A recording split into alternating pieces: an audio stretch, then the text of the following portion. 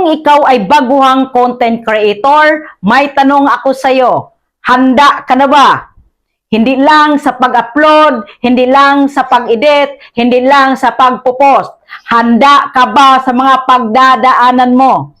Kasi ang content creation, hindi lang ito basta kamera at caption. Ito ay mental game, emotional game, consistency game.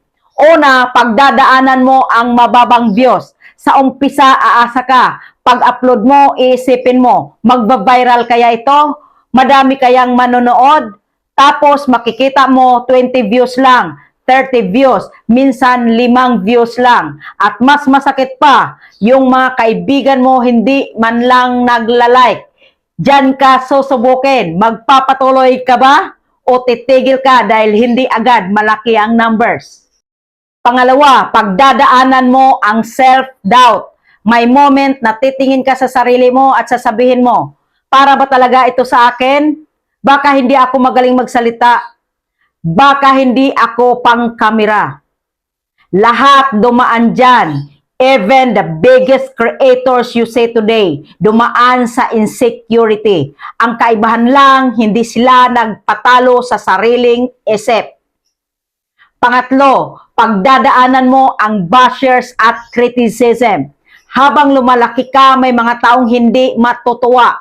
May magsasabi, feeling sikat, cringe naman, wala namang kwentang content mo. Tanong, handa ka na ba ma-misunderstood? Kasi kapag pumasok ka sa mundo ng content creation, automatic na may audience at hindi lahat ng audience mo ay supporters. Pang-apat, pagdadaanan mo ang burnout.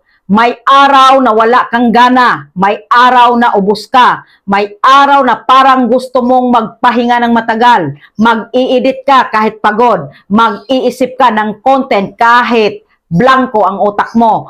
Diyan mo kailangan maalala bakit ka ba nagsimula. Para ba sa extra income?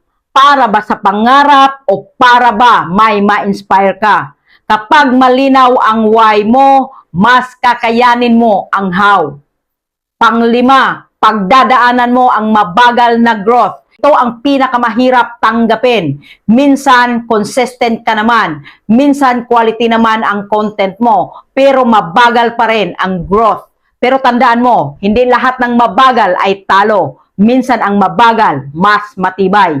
Ang mabilis, minsan hype lang. Ang mabagal pero consistent is foundation. Ngayon, ang tanong ko ulit sa'yo, handa ka na ba? Handa ka ba sa rejection? Handa ka ba sa tahimik na season? Handa ka ba sa proseso?